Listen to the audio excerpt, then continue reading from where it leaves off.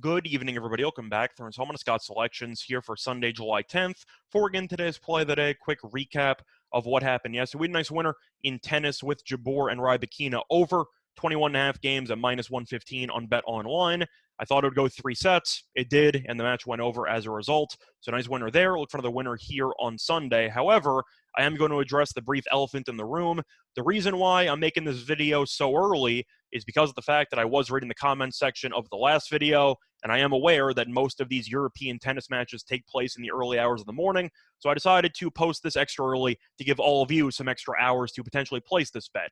I'm aware that with the matchup taking place at 9 a.m., you are a little bit worried about potentially oversleeping and missing the match itself, or by the time you view it, you really can't bet it. So I decided to post this video a couple of hours early because I'm sticking with tennis. We're going to be transitioning over to the men's final between Kyrgios and Djokovic taking place on Sunday at 9 a.m.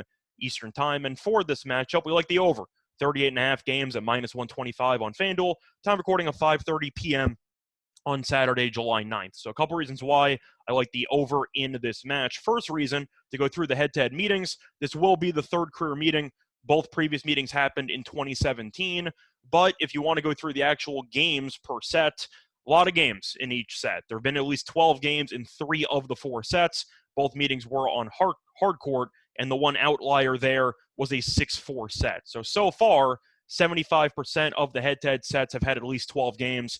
And if you want to go through the odds for a tiebreaker in this match, let's just say that there is a pretty high probability of a tiebreaker in this match, because over half a tiebreaker is minus 275 on DraftKings. So assuming you're going to be getting 13 games in one set based on the odds, then I do think that the over is drastically mispriced and that you should be able to jump in and get a favorable number on the over. And to go through some other factors here, Djokovic, we know, has dominated Wimbledon for the last couple of years. However, the wins have not been as clean as they have been in previous years because he's been dropping a fair share of sets.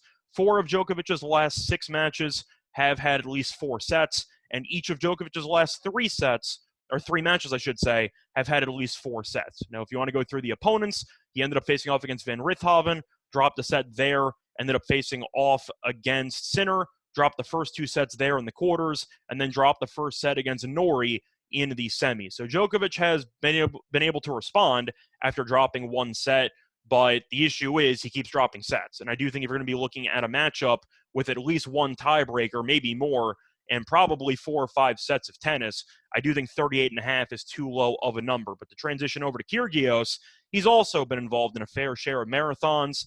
Unlike Djokovic, he's only played 5 matches in this tournament because Nadal, of course, withdrew in the semis. But 3 of Kyrgios' 5 matches in this tournament have had at least 4 sets, and there has been at least 1 tiebreaker in 4 of Kyrgios' 5 matches. So both players have been known throughout this tournament to drop a set or 2, and I do think as a result, you should see a bit of a marathon take place in this matchup, not to mention, of course, the tiebreaker angle. But at the end of the day, Kyrgios does own the head-to-head 2-0, so he has had success against Djokovic in the past. I know it was in 2017, but Djokovic was still in his prime in 2017, so the point is Kyrgios' serve, which is one of the best serves on tour, has kind of neutralized Djokovic's elite returning, and I do think as a result, Kyrgios should be able to hold serve a decent amount in this matchup.